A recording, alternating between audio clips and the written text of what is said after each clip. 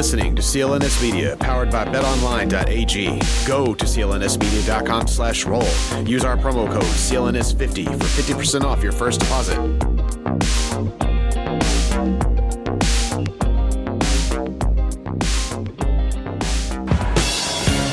The big girls love that. Chicks love the last shot opportunity. Somebody give me a napkin so I can wipe my mouth. When we start talking about the impact that players have socially, give me the top 4 guys who have, socially have changed things. I mean, and we could go right now. We could say present day. We go LeBron. Yeah, LeBron has been very much in the public eye, but you'd have to say Muhammad Ali. He'd be one of the first. Then you have to talk about John Carlos and that they the Olympic holding their fists up for the whole thing about injustice. And if you talk about that, where does Kaepernick stand right now as a player? Where does he stand now? Did his movement alone, did he sacrifice his career for a movement? Absolutely. For a movement. 100%. So he can still play right now. Yeah. I mean, well, who did that? Yeah. Anybody do that? I mean, we look at Jordan. Did Jordan ever say anything? He shied away from stuff like that, huh? I'm good. He said Republicans. He said they buy Snickers too. He was about the business. LeBron James. How come he doesn't get knocked for that? Or maybe not knocked enough. He was during that time. I think people did knock him, but I don't think that people were socially as aware now as they were then. How'd you feel about it at the time? I think that everybody kind of stayed in their own lane. Except Muhammad Ali. He was one of the few people that spoke out against the Vietnam War. And my father almost died there in Vietnam. So I had a mixed conflict with who Ali was, saying, I'm not going to Vietnam when my father didn't want to go either, but almost died there and still has shrapnel in him right now from 50, 60 years ago, whenever it was. Wow. Yeah. You talk about Cap, you talk about LeBron. I mean, why do you think during those times, during the 90s, that wasn't the case? Do you think it was because guys like Muhammad Ali, maybe professional athletes feel like that they already paved the way was already paved, and that they didn't have to do any much more fighting or at least speaking out on those types of social injustices? The social injustices, because it's always around. The social injustices were still there. Exactly. Well, that's my point. At that time, I just think it was an era in the 90s that everybody was just stayed kind of in their lane. And if Jordan didn't do it, who else is going to do it? The best player in the game doesn't do it. Who else steps up? Who else talks about, I'm not going to the White House? Who else says that? I think that was huge in our time. But we look at Kaepernick now. We look at LeBron, and I think obviously it's the landscape has changed on what we're going to do and what we're going to say, and there's a platform now that Jordan didn't have. Let's be honest about that he didn't have that LeBron James has, and that's Twitter and all these different followers. Now, if Jordan spoke, millions of people were going to listen. Oh, of course, yeah. But it was a different time then. Right. Man, you talk about Cap's legacy, and not even when we talk getting back to LeBron, when we talk about what he's been saying against social injustices and ways that they can fix it, but he's going straight to the root of it. And at least in my opinion, with the I Promise School, I love that whole project and what he did with that, and helping kids. It's a shame to focus. It's a shame that anybody would tarnish what LeBron James did. Oh, absolutely. Anybody who is that stupid deserves whatever they get. Right. If the president of the United States saying, "Oh, LeBron is dumb," and just it just defies logic to me when you think about a guy who's done that much for his community and tried to reach out to, who has changed the lives of hundreds and thousands of kids with his foundation and what he's done. It's incredible. So yeah, that's really incredible. And you think about, Jordan could have had that same platform. Kobe could have had that same platform. But that wasn't what they did. That wasn't who they were. Mm-hmm. I mean, you think about that during those times, and you look back on great players like, we talk about Iverson was a great player, but Iverson stayed in his lane. Yeah. He had enough problems with the law and all these other things that he was dealing with. He's like, let me quiet down before they dig something up. Yeah, they might find something else on me. So I mean, that there were guys who had it, but Kaepernick didn't. He didn't have that. Right. So, but I think that the thing about Kaepernick, he chose to step in that, whereas Muhammad Ali was drafted into it. If he hadn't been drafted, we'd never heard about that from Muhammad Ali. But Kaepernick said, this is what I'm gonna do now. I'm popular right now, and this might change people's opinion. This is my time to do it. And this is what I love about Kaepernick's thing. And a reporter came on one time, and he was talking to some fans who were booing NFL players who were kneeling, and he said, the fans said, was speaking on camera and said, I really gave it to those guys. When they were kneeling and during the national anthem, I started screaming and yelling at them. And then the reporter said, "So you were screaming and yelling during the national anthem?" I got parents like, "Oh, well, yeah, man, I didn't." But and you look at it, those athletes at the time, what were they doing? They were kneeling in a protest in a silent way. Yeah.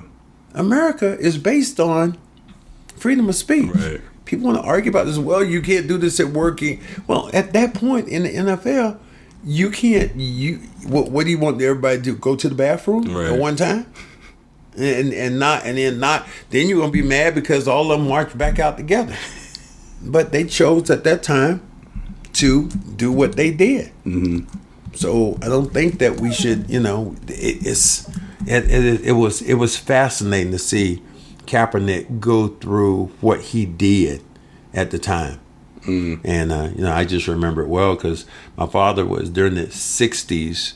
We were traveling through Georgia, and my brother and I went into a bathroom, and my father had just got back from Vietnam, and we went into a bathroom, and it was a white establishment pumping some gas. And my dad, we walked in, the guy didn't see us, went to the bathroom, we came back out. My mother was about to go in the bathroom after us, and the guy said, "That's not your bathroom. You can't go in there." But you had already gone in, or you? We had gone in. Oh, okay. We had already came out. Right. He didn't see us, but my mother was about to go in, and he said, "You can't go in there." He said, "Your bathroom is in the garage," and it was a nasty, dirty, bathroom that was in the garage for black people. And that's why I say I'm in a different era than most people. People want to talk about civil rights and all this stuff. I lived it. I didn't like you see people read about. Well, I read about Martin Luther King. Well, I was alive during that time. I was in school when Martin Luther King got killed. I was, our teachers bought a TV in the room, and we watched Martin Luther King's funeral live. So when they talk about eras and where you're from, I'm in a completely different era and tend to be here in Boston, and you hear people like Stephen A. Smith say, well, Boston is a racist city because Boston would love to have a great white player. And he was talking about, maybe Gordon Hayward. I said, every team right now, every franchise would love to have a great white player. They said, well, why? Well, because the average fan that comes to the game is, what color is he? Black or white? You and I talked about it before. How many black people are sitting down in the lower bowl? Right. You and I talked about this. Yeah. And unless they're a patriot, you're a patriot, or you Beyonce, or somebody like how many people of color have we seen sit down there in the lower bowl? You don't. Right. You had that conversation with Adam Kaufman actually on Celtics Beat, and he couldn't give you a definitive answer of what are you more likely to see, a person of color or well, I had this, and white person. We can go on because I'm sure we're going to put this in several captions of this podcast. But there was even last year, They came to me last year. They were talking, it was maybe 2 years ago. The Boston Police Department honored Red Auerbach on the second day of Black History Month. Yeah. They honored him, and people were pissed off about it.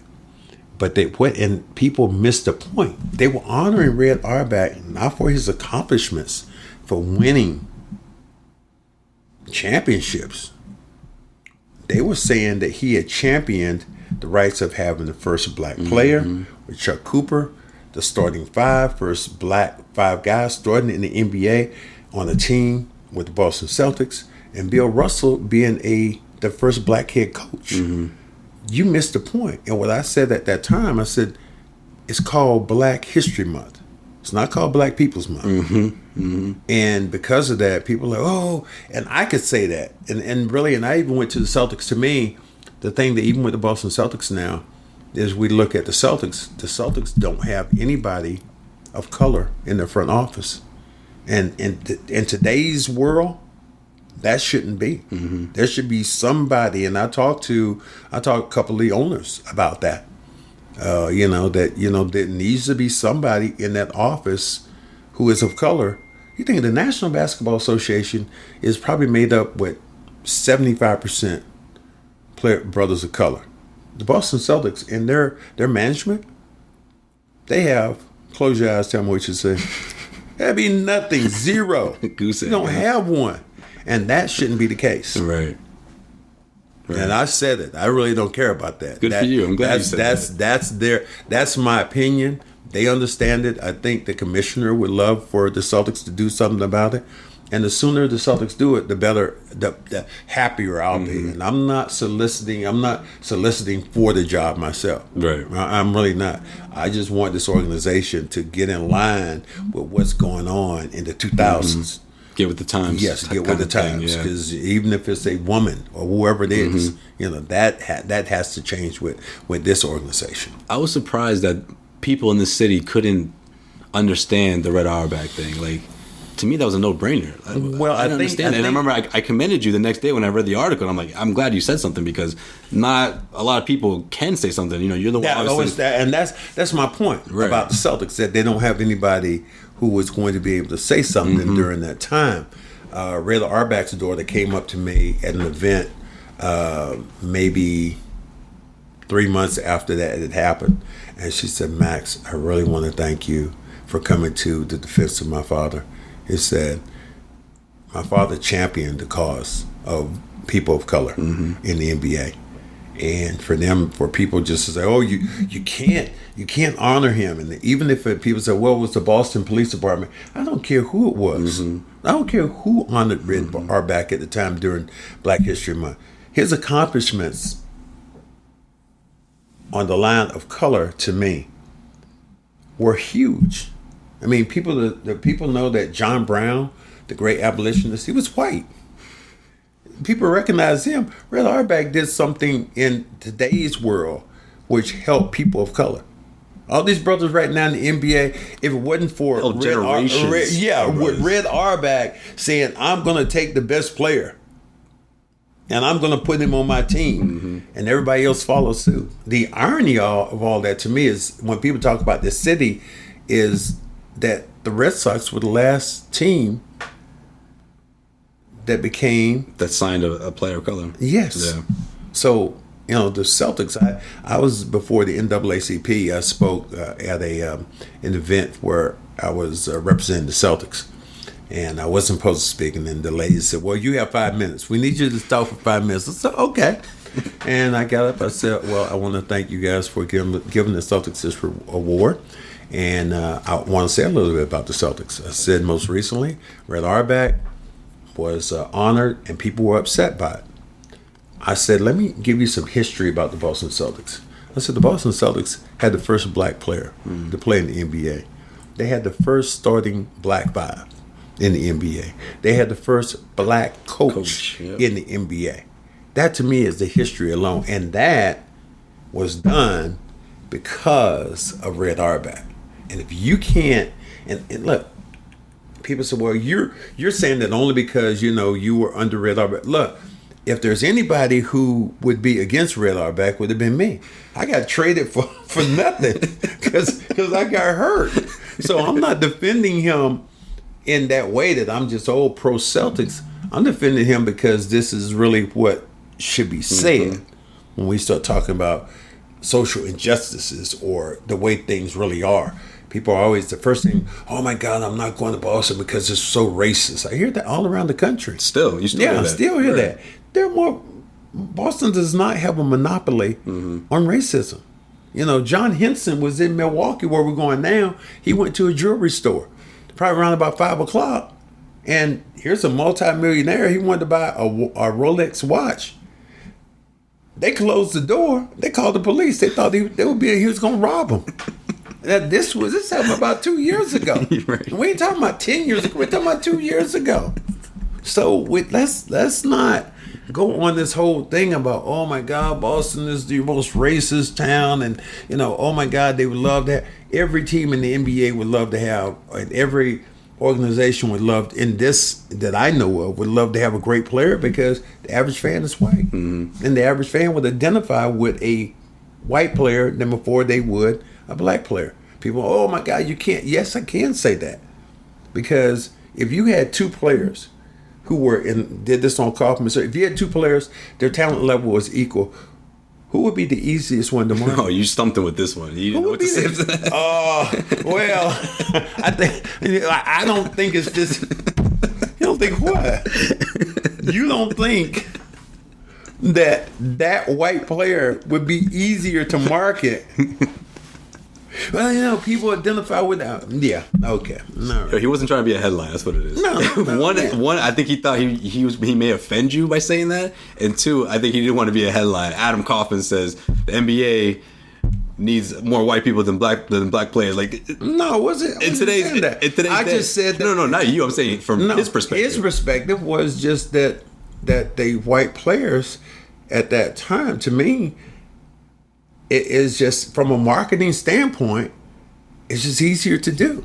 1,000%. And you made great examples. No, Dirk Nowitzki. It can't be. It can't be easy. What? It can't be. Really? Really? You really think that? So Luka Doncic. Oh, come on. Oh my gosh, Luka Doncic. What Atlanta did to me is I don't even know how you make that move in today's world. Luka Doncic is a great white player. And I was talking to people about this in Atlanta. Trey is a great player. I said, yeah, but if you're marketing to a fan base in Atlanta, which is mostly white, you're telling me that Coca-Cola doesn't come in and Luka Doncic doesn't have a street right now or a Coke product named after him? Really? Because he would be a more marketable person, not only in Atlanta, but internationally. Everywhere. He's going to be much more easier to market than Trey would. So I don't care. I don't see how anybody could even make that. And I talked to Dominique Wilkins about it, and he and I were pretty much on the same page with that. It's like, he's like, it's just a fact. Not that he hated Trey, because I think he really believes it. Right. But Trey Young, I just think that it would, Luka Doncic and Trey Young, you get them, and I'm going to ask you right now, which one of those guys would be easy? No question. Luka, the hype was there before he even got to the draft. I mean, it's a no-brainer. So, and then Atlanta picks him and trades him. What are you thinking about? What the hell are you thinking about?